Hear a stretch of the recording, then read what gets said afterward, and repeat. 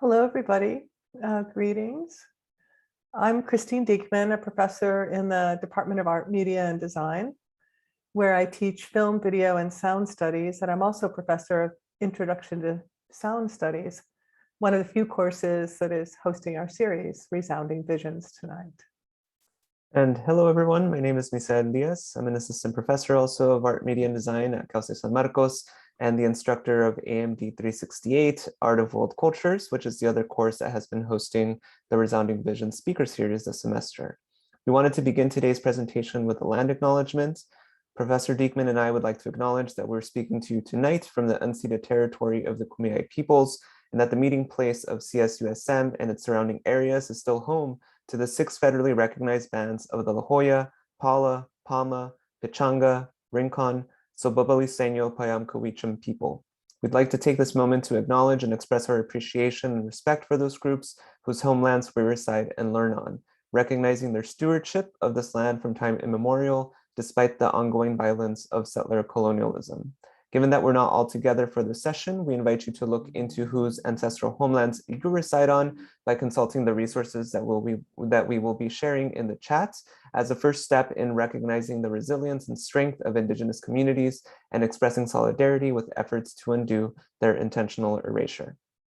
Thank you, Misael, for the acknowledgement. So again, welcome to Resounding Visions. This is a year-long series of BIPOC artists, musicians, and scholars who work at the intersection of sound and art to explore forms of cultural resistance and affirmation.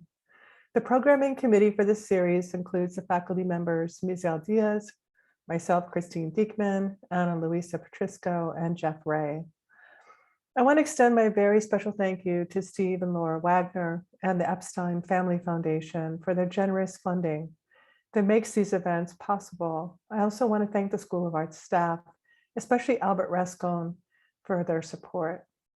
We invite you to check out our previous presentations from the series via our AMD YouTube page, which I'll put in the chat, YouTube playlist.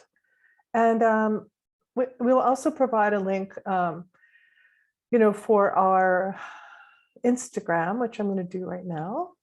So if you want to keep apprised of what we're doing in the future, please follow us on Instagram.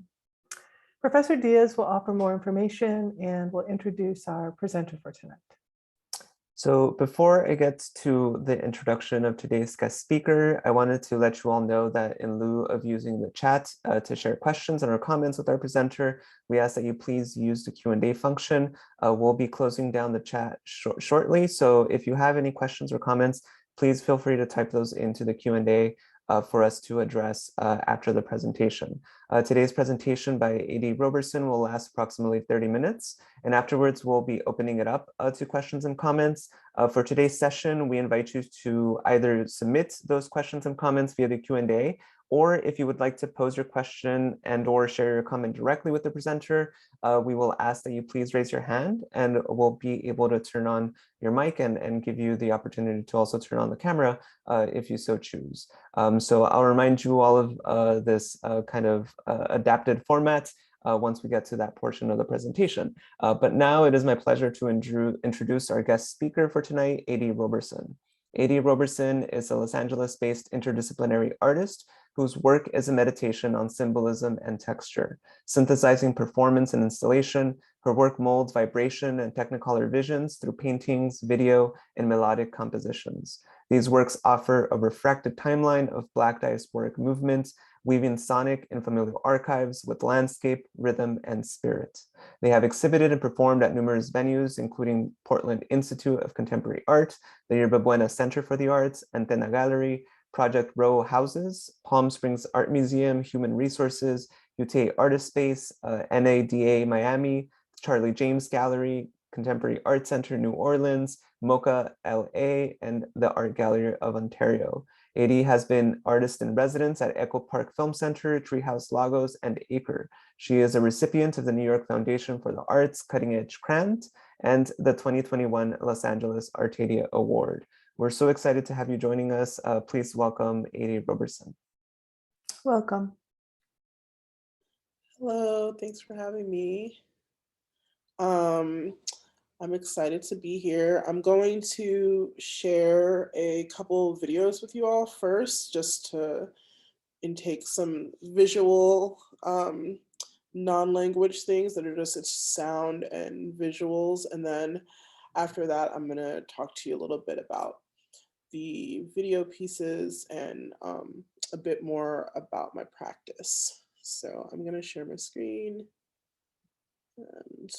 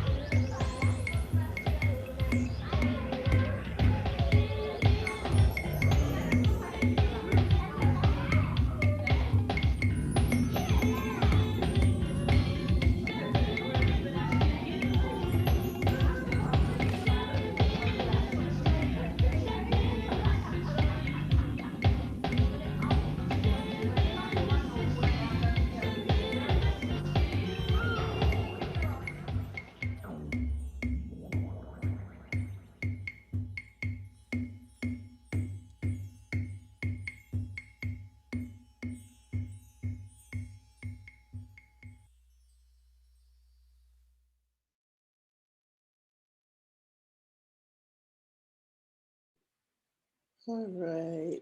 So the first video was called Vivid Seams, and it is it's basically like a performance of a procession of different Black artists. Some people are scholars or curators or writers, and there are different forms, but having people bring like a piece of what home means to them. I wanted to make something that was like an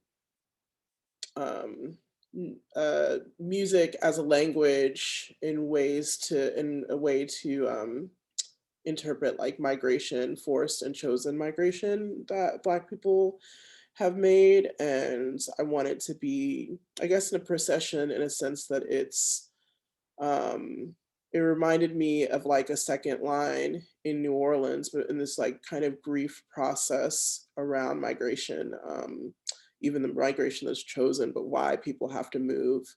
And a second line in New Orleans is like when the jazz band following the funeral and like the casket.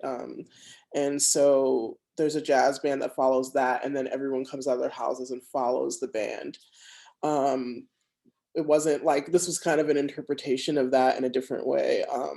But just the idea of music kind of leading this thing and leading people to come together to kind of grieve. Um, and part of that was filmed in Florida, where I'm from, and also in New Orleans too.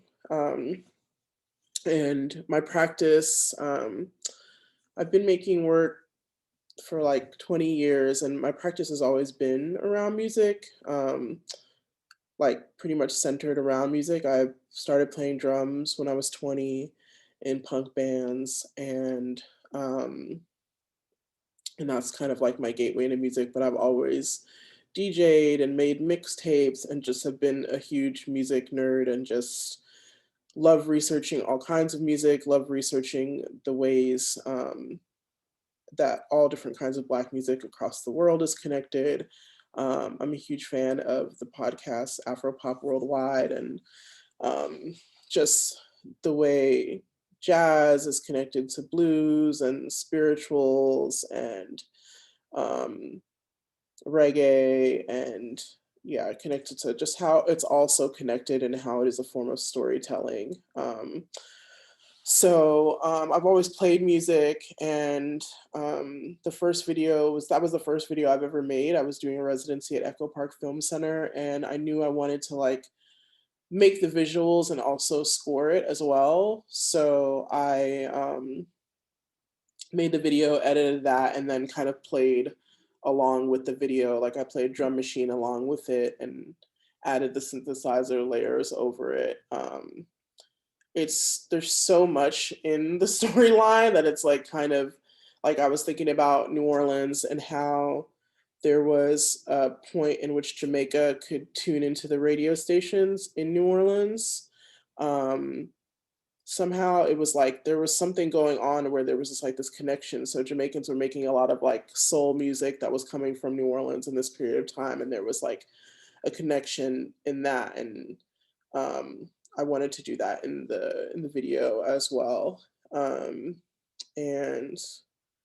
it's all like very much like a non-linear like oral history around migration. And then so that was the first video, and it's connected to a larger series of videos that I'm doing around migration patterns and sound and ritual and magic. And then the second video was some archival footage from like my cousin's birthday.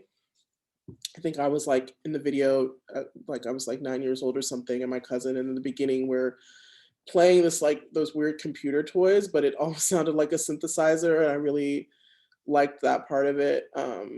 And most of the video is like this, I think it's like a record. It was at my aunt's house, and she's a huge music person. Like, I mean, my family, so my aunt is part of my family that was born in Jamaica. And so, I mean, she had everything from like a lot of reggae stuff, a lot of like Philadelphia soul stuff because they were in Jamaica, but then they went to New York.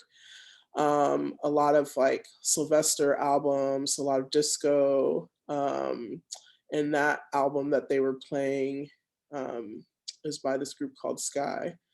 So the whole party is like, you can hear everybody, but the music is just blasting. And then I recorded some tones and with my voice and a Moog synthesizer and drum machine like over that to kind of like just engage with this memory and overlaid like the things that I'm connected to growing up between Florida and having family that's from Jamaica. So like just the palm trees and the ocean and these things that kind of have a sound quality and also like a visceral feeling. Yeah, so that was those two pieces.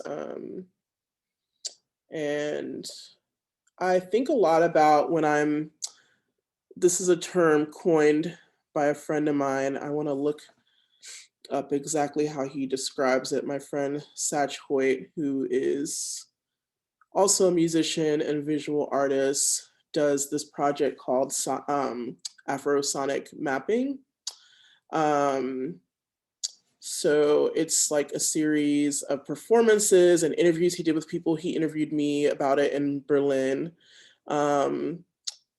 It's focused on thinking about music in the 19th and the 20th century and like field recordings and rhythm patterns and like how that's connected in journey and transnational African diaspora and like so I just really like how he titled that like Afrosonic mappings because I feel like it's just kind of a way to kind of say what this whole broader thing is and what the sound stuff is connected to around migration and movement and culture. So yeah, I feel like I could go on about it in this very nonlinear way, but I kind of want to engage with people and like ask questions, have people ask questions if that's possible, or hear some questions that people have in particular about the video stuff. Yeah, so just a reminder to folks, feel free to type those questions into the Q&A for Professor Diekman or I to read out loud. Or if you'd like to pose your question or your comment directly, just raise your hand and we'll make sure to give you the opportunity to turn on your mic and potentially your camera to ask directly. So we did have a question that came into the Q&A during the first video, I believe. Riley wanted to know about the fisheye zoom that you used. I wanted to know if this was a way of conveying a kind of transition from the realm of the human to the realm of like nature, or if it was more of just like a stylistic aesthetic choice. There, right? I noticed it was in the first clip but not the last clip. What is the reasoning behind this visual element? It was kind of an accident that then was like, I was like, oh, that looks great. But I do think it is all of those things, like the nature being alive and in motion and moving along with humans in connection to that. But it was something that was like kind of a little bit of an accident in editing. Yeah.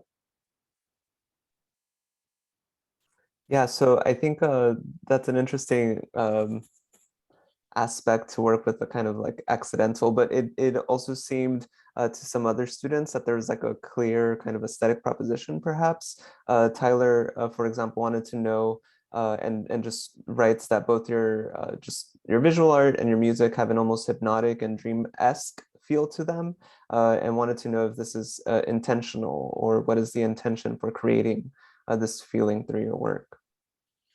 Yeah, the intention is to have people see it and like viscerally feel something around healing, around releasing trauma.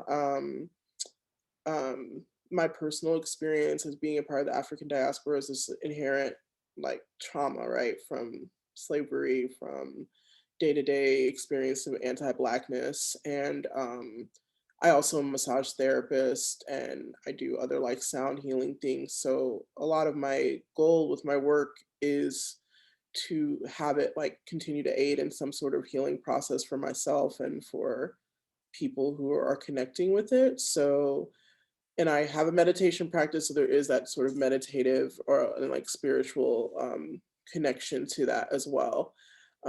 And just like I think language is for me not particularly conducive. Like I feel like I have to use it in terms of applying for grants and you know in these situations talking about it, but I feel like there is something really healing about just listening and looking at something and like having it be in the body and then seeing how that resonates with you and how it makes you feel and having that like just that type of interaction. What does it feel to have like more of an embodied interaction, which I think a lot of Black music does to people. It's music and it's sound and it has this embodied feel. I know that a friend, an artist that I really love, a clarinetist, Angel Bat Dweed, talks a lot about in interviews about how she read that blues was a technology that Black people created to um, make the tear ducts work for people to cry, and how that helped the parasympathetic nervous system, all the trauma from slavery and that ancestral memory, and how blues was created as a technology to then like make tears come or make this sadness like be released. And I really feel like I just really identified with that. It's like in the ways that, you know, that can just help us move through and release things, and how it's connected to the body. Yeah. That's really interesting. As another question from Jasmine Lee that kind of follows up on that, and Jasmine's asking, who are your biggest influences musically and artistically? So, talking about the one musician and the embodied experience is really great. And I'm wondering what are other artists or musicians, or Jasmine is wondering that. Yeah. Well, yeah, Angel Bat Dweed is a really big one.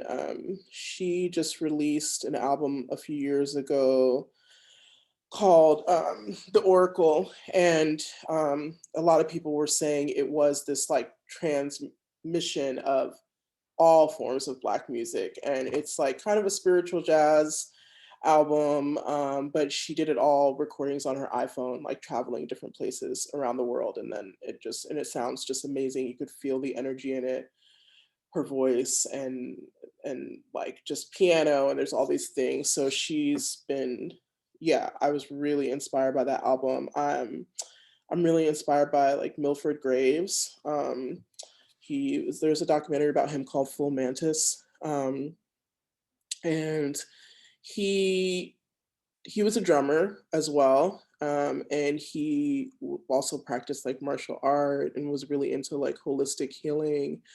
And he created this machine, I'm forgetting what it's called, but he created this machine that was connected to like the heart and rhythm, and then used different people's heartbeats to create these sounds that came from the heart, using them like in music. Um, so he is also like, and he did like acupuncture, and he was just into all of this like holistic healing as far and as well as sound. So huge fan of him and his like, I think there was recently an exhibition with him in Chicago as well, where I think they had like his drum set out and stuff, and it was like painted really beautifully. And yeah, so he did a lot in connection with the body too. I think a lot about Alice Coltrane and her ashram. Actually saw the performance, her ashram performed this past weekend, and it was so visceral. It was just like the chanting, and there was synthesizer, and there was someone playing bass, and there was percussion that was leaves like shaking and like different, and the drummer, and everything was so spiritual and so generative. You could just feel it in your body, like you were like physically lifting as you were hearing it. I never got to see her live before she passed away, but I mean, huge influence.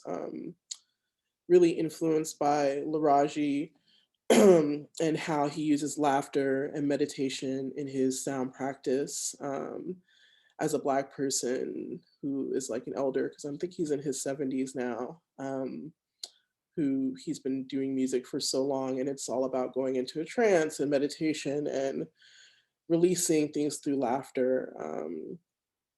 And I think he was also trained as like a pianist, and um, had a lot of these like technical skills, and he was also going to be a comedian, but then created music, these cosmic sounds. So yeah, there's so many more, but those are definitely like some of the top few. Thank you. Yeah, and in thinking about that relationship between art and healing, Morgan had an interesting question, writing, I adore the way that you associate vibrant colors of life into your work as you mend them together with elements of ancestry, healing, and storytelling.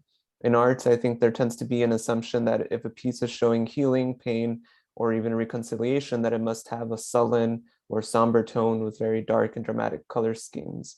Is that one of your intentions when you use more vibrant colors? Is it a way to break that mold, that feeling has to look a certain way? Hmm. I don't know if it's necessarily to break a mold, but for me, the colors that I use are directly connected to like being from Florida and being Jamaican. And when I go to Jamaica and I'm in Florida and it's just like the ocean, which is super blue and feels really blue, and then the trees feel like this bright green because it's tropical and it's humid. So it's almost this like technicolor green. And then you could just drive through Jamaica and in the hills, you'll see like a neon pink or like a neon orange house. And there's something just so visually like healing to just see like a lot of green and a lot of nature and then these bright colors. And so for me, it was just healing for me. And so then I just painted in that way. Um, and then I also doing some research around, I did a residency in Lagos and was in conversation with some artists there that were a few women performance artists. One of them was Yoruba, and she was like, when I see your paintings, I did a mural there. She's like, when I see your paintings, it just makes me think you're Jamaican because of all the bright colors. And she was like, and then we started talking about fabrics and things that her family and their tribe had used and like what the symbols and what the colors meant for certain places you are in your life. I also think a lot about Nigerian Igbo masquerades and the use of like neons in those spiritual practices. And I think there's like so many things that are connected. I'm not sure how they're connected or specifics of it, but intuitively they're connected across this larger thing. So that's definitely how the colors come into play. So since you've been talking about the healing properties of your work and other people's work, especially when you can experience it live, because you can really feel it, what is the most satisfying site to perform your work live? I think the place, I think like outside, just being outside and doing it. Something with like the combination of like the wind and just being in nature and getting to play outside just feels really good to me. And the way that sound carries through just like air. And I think, yeah, that's like my favorite. Do you do like formal concerts outside of your Yeah, work? I'm actually playing outside at the Getty on April 30th. Yeah, with Okay, great. I think there's like 8 or 9 artists that are, yeah, something like that. Like I think there's like 8 artists. We're all playing in the garden outside, so that'll be nice. Oh, that's great. I'll have Like to look at that. Yeah. outdoor thing. Yeah, that's on April 30th. Um, and I did a thing with Clock Shop LA. It's like a nonprofit that does stuff with artists, and they have these moonrise listening sessions in the park too, in Los Angeles County Park. Yeah, so playing outside and any sort of open air situation feels really good and really generative. Awesome. We have some students or several students, I'm imagining, that are artists themselves. So I received a few questions just pertaining to the process that you follow in your work. Wendy, for example, writes, Adee, in a way I relate to you with your family experiences, having immigrant families, or the simple fact about being a child of immigrant parents changes your life completely. What in your experience made you turn to art specifically? And I think even more specifically, Wendy wanted to know about the correlation between your paintings and other elements of your visual practice and the rest of your work in music.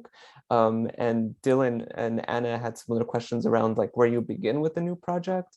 Do you kind of have a visual in mind first and then you kind of adapt music, or is there something perhaps sonic that comes to mind and then there's visuals that are applied to it? So if you can maybe just speak a little bit about that relationship between visual and music in your practice. Yeah, well, usually in my studio, I always have like something on the like a painting being started on the wall, and then I have my music stuff set up as well all the time. So when I go into my studio, it just depends. Like sometimes I just focus on painting. Sometimes I'll go in and like, especially in the beginning of COVID, I was doing a lot of like music just in my studio and these kind of everyday meditations and recording voice memos of them.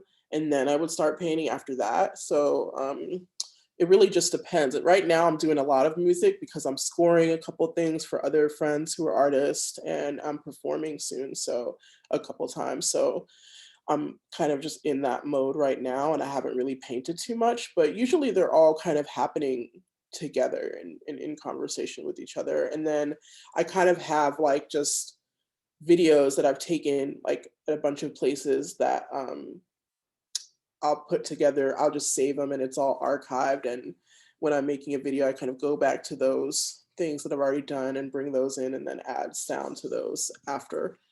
Um, and yeah, I think the piece about having family that are immigrants, almost like it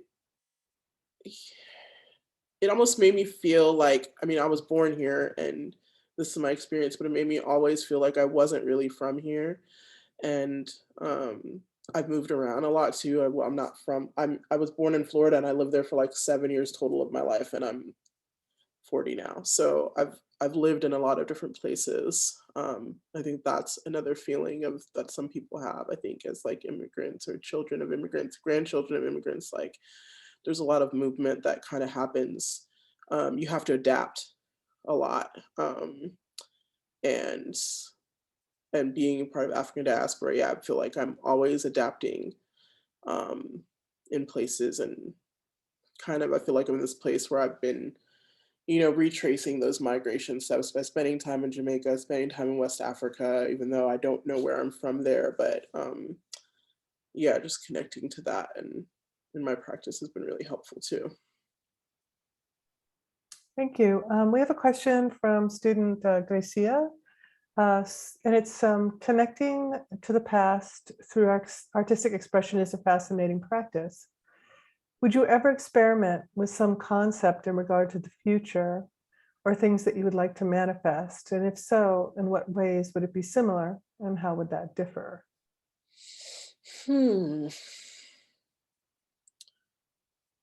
I feel like, yeah, I'm always kind of doing things towards the future because I'm always kind of planning out. Um, I'm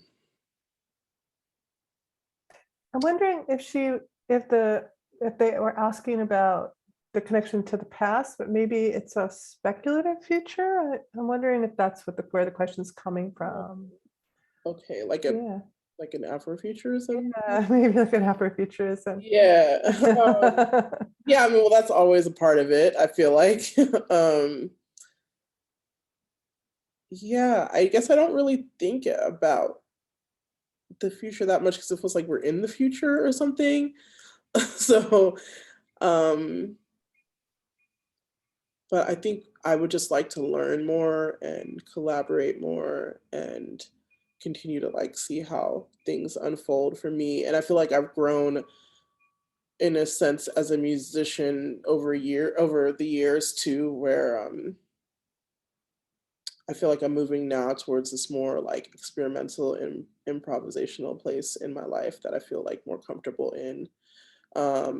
And yeah, I think there's something futuristic about that, but it also feels like being very present, um, just constantly being present. So yeah, hopefully that answered. Yeah, thank you. So just a reminder that if anyone would like to share their comments or questions directly, please raise your hand and your virtual hand, and we'll make sure to give you the opportunity to unmute yourselves and potentially turn on your camera to ask directly. Or you can also submit your questions via the Q&A. So we have time for maybe a few more questions. So just to encourage you all to submit some of those. There was a couple of interesting ones that I also received. One of them from Jared. They wanted to know about the influence that punk has had. I know you mentioned that you started off as a punk drummer, and I think in perhaps the description from Arcadia, from the Arcadia Prize,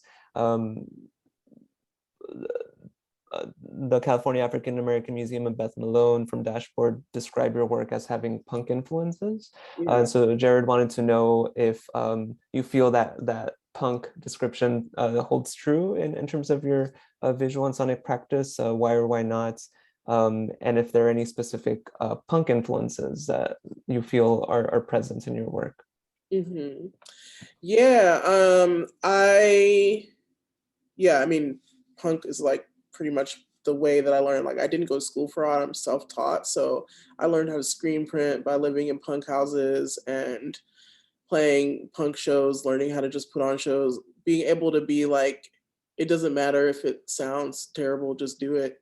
Kind of just, or if you don't know how to play anything, just do it anyways, because you have to like release some sort of aggression and intensity because you're in your 20s and you're like, oh, so that's like definitely, it's like my foundation, for sure in that sense. And I was like I wasn't like a cool like studded punk. I was more of like an art punk. So I was really into like ESG and like post punk and Gang of Four and a lot of like the Slits kind of people who did like the Raincoats. They had that kind of reggae influence with the punk or like punk funk influence. And think a lot about that like Basquiat movie Downtown 81 in that sort of sense. He was like very much like a black punk in that, going to shows and playing with that kind of New York noise scene. I was really into all that stuff like DNA and his band Grey Matter. And so I was really into like that kind of art punk stuff that can be like, it was just like a random like horn and then the drums and then it sounds kind of off and it then sounds kind of dancey. So yeah, that's definitely like my foundation of just like kind of being able to experiment and not feel like things need to be perfect before they're released into the world, but they just need to be like how you're expressing yourself and how you're expressing your emotions. And that imperfection is perfection. So yeah, that kind of aesthetic of that where mistakes, it's like not their mistakes, they just are like mistakes are really beautiful. But I also think that connects to like blackness a lot too. There was an interview with David Hammonds where he talks about like the negritude of doing things and how black people could build a door that doesn't really fit, but it functions. It might not fit in the frame, but it functions. So I think punk and blackness are inherently connected, was my experience, but or people talk about how house music is like the punk of R&B because it's like more raw and it was really queer and it was like so much around like nightlife. And so yeah, those things are always kind of like my foundation for my practice, for sure. Great. We have a couple new questions in our Q&A. This one is from Taryn. And Taryn asks, I love that you allow references in your work, but leave room for calm thought to set in. But conversely, it all has to do with culture. With that, how do you think your culture or mindset has changed since you started off as an artist? Um, I think when I started off, I hmm, when I started off, I guess I didn't really see myself as an artist. I didn't call myself an artist. I was just kind of making and doing all the time. And then I started to see my art practice as like a spiritual practice more so, and also like something that's really like you're sharing with people and it's giving people a lot of knowledge and information and it's doing something. So I think in the beginning I knew I was an artist, I always made stuff, but I didn't like maybe hold on to that title as much as I do now, which it feels like it can also feel pretentious too in some ways. So I don't really love it, but I think it's just like it is just kind of what it is. Um, so I think, yeah, it's changed in that way. It's just more like acknowledging of it and the experience and the value, or I think valuing my work in a way. I think when I was younger, especially when you're just starting off too, the experience isn't in it. So it takes time to like really have things feel solidified. And now it feels like the value of my time and my energy and the things I make is changed based on my experience. So, um, and I always had like a day job, which now I do massage like 2 days a week, but my art practice is my main thing that I do now also, which I think shifts how you see it, because it's like a lifestyle. Then you realize everything is connected to it. Like when I'm sitting here having to do my taxes and they're just like, well, when you're an artist, it's like your whole life is making art. So you just write everything off because it's just like everything you do, you're having meals with people, you're doing these things are all like connected to your practice. Every research thing you do, the books you buy, all of that is connected to just being an artist, being like a practitioner in that way. So I think now I just like acknowledge that a bit more, and yeah. And I think getting some like accolades helps that too, because then you get that kind of recognition that like this work is important, it's your life's work, and it just gets that a little bit of acknowledgement. I don't really feel like I need outside validation. I'm just going to always make things, but it is nice to get some of that. Yeah, to Yeah. support you to keep making things, basically. Maybe you could talk a little bit more about that, about that movement into getting accolades or into getting grants, or that transition. Did it happen naturally for you? Did it happen through positioning yourself? Just curious. I think the students would like to hear about that. Yeah, I've been applying to things for so long, and I didn't get things for so long, but it's just like, and I feel like my applications got better because I just kept applying to things. Sometimes you'll be like, dang, I applied to like 7 things this year and I got rejected from all of them. And then that happens for like 5 years straight. And you're just like, but you just have to keep doing it, because every time you create, your artist statement changes every year with different shows that you've done, and your CV changes, and just keep, it's like the administrative part of being an artist that I feel like people, don't. I feel like for me, I had to learn a lot because I didn't go to art school. So I had to kind of learn that through friends, like getting friends to help me with my artist statements. I was in a collective for a while of other artists. And so we did a lot of sharing and writing things out and talking things out. So there's a lot of work in that background of like administrative stuff, emailing people, inviting people to my studio for studio visits, just like meeting someone and being like, oh, you should come by, and they're a curator or they're like another artist even, and you just want to have them come by your studio to give you some feedback on your work. And kind of like, I need that outside from friends and people that I trust, to just see, like, have them come by and be like, what are you feeling from this? Is this like resonating, or do you feel like I had one friend, she'd be like, oh, don't do that because you're going to overdo the painting. Like, it's good where it's at right now. Or like, add something because it doesn't feel like it is. So just having that feedback of having studio visits and having other people look over your artist statement and help you with your bio, and just that kind of practical stuff is hard because it's a lot of rejection. But then when you get something, you're like, oh my God, And then I feel like now it's to the point where it's like I get asked to do things, which is cool. So I feel like there's like this residency I got asked to do. I didn't have to apply to it. But then there are residencies like 5-6 years ago that I applied to, um, where there's more casual things. Like when I went to Nigeria, that was because my friend runs a residency space. I had to pay for my ticket to get there and figure things out, but you know, I was able to have a space for free to live and work in that environment. So yeah, just doing a lot of that stuff and getting feedback from people is really helpful for applying to things. Um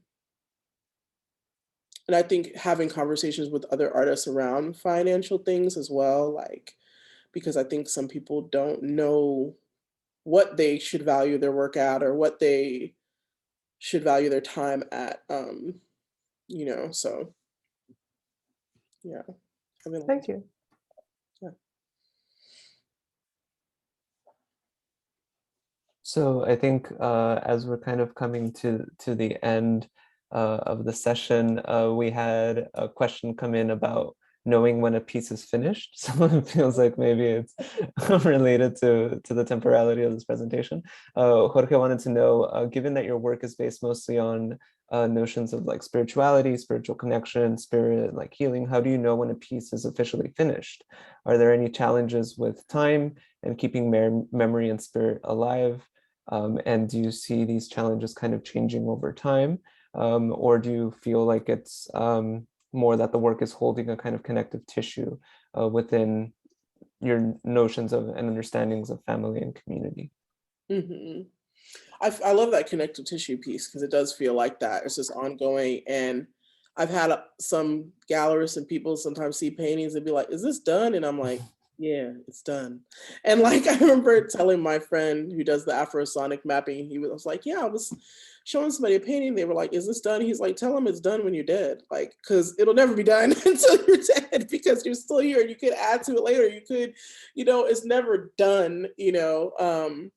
But it is though, but it is at the same time. But you could definitely look at something, and I don't know if it's that it's done, but that's definitely marks a period in time. There's pieces that I look at that I'm like, ooh, like if it was now, I wouldn't have done it that way, but that marks that period of time. And if someone has that in their home or their space or whatever, then that's the period of time it's from. There's like these moments. Um, so I think there are kind of like documents of those moments, so like archives of those times. And then I kind of, yeah, I kind of just figure out, I mean, now it's pretty simple. Like it's like when the whole thing's like filled up, then I'm like, okay, that's done. But there could always be more added to it in the future, you know. Great, yeah. So I wanted to, on this topic of community and building community and family, I also wanted, I'm going to put in the chat here the link to the LA Times article Oh yeah. that features some of your beautiful visual, more like 2D work and just a great conversation about these themes that we're speaking about. But I think one of the other questions that came into the Q&A is just around potentially staying in touch and then students maybe being able to experience your work in person. I don't know if you want to maybe just end by giving some or plugging some future events that are happening. I know you mentioned Yeah. something happening at the Getty. Yeah. The Getty, I think, did you put it in there already, I Christine? don't think so, no. Oh, Yeah, I have the Getty link in Or, there. oh, it is? Okay. It's up a bit. Oh, there it is. Awesome, yeah. I can copy it and put it in there again. Yeah, I see it I'll now. also put, I wanted to share with you all I can share with you my Mixcloud. And I also wanted to share Satch Hoyt's Afrosonic mapping project, because I think that's really cool to read more about. So I'm sharing that. Oh, it says to the panelists, so let me put it to everybody. All right. And then I'll share with you my Mixcloud that has some of the mixes that I've made on it. And then I can put like my Instagram and stuff on there too, because like a lot of times I'll just post on that when I stuff.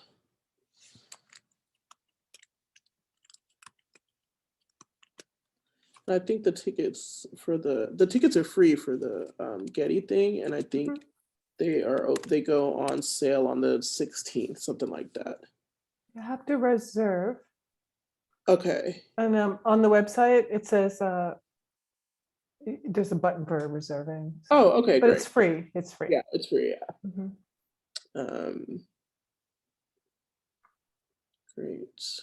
So yeah, feel free to reach out, and yeah, I usually post that stuff on like my Instagram if I have like performances and everything, and yeah. Thanks for having me. This was really fun. I love getting questions because I feel like it just helps me to like, yeah, I like interacting with everyone and hearing feedback from people and what things bring up for people, because I feel like it's such, my art practice is about engaging in community so much that yeah, so I appreciate that. So thank you everyone who asked questions. Those are really great, thoughtful questions. Okay, thank you so much for joining us and sharing your work. Yeah, thank you so much. And we're excited to go see you perform in person. That's such an exciting opportunity. And thank you to everyone who attended tonight's presentation. It's the last one of the semester, so the nice way to finish it off. So thank you, Adee, again for sharing about your work. And yeah, thank you everyone for participating in the series. Folks in my class, if you want to stick around for just a couple of seconds, I'll check in with you. And the rest of you, thank you again for participating in Resounding Visions. And folks in my class, we'll meet back in our Zoom room in about 5 or 10 minutes, okay? All right. Great. Thank you so much, Adee. Okay, thank you Have so a good much. night. Yeah, bye.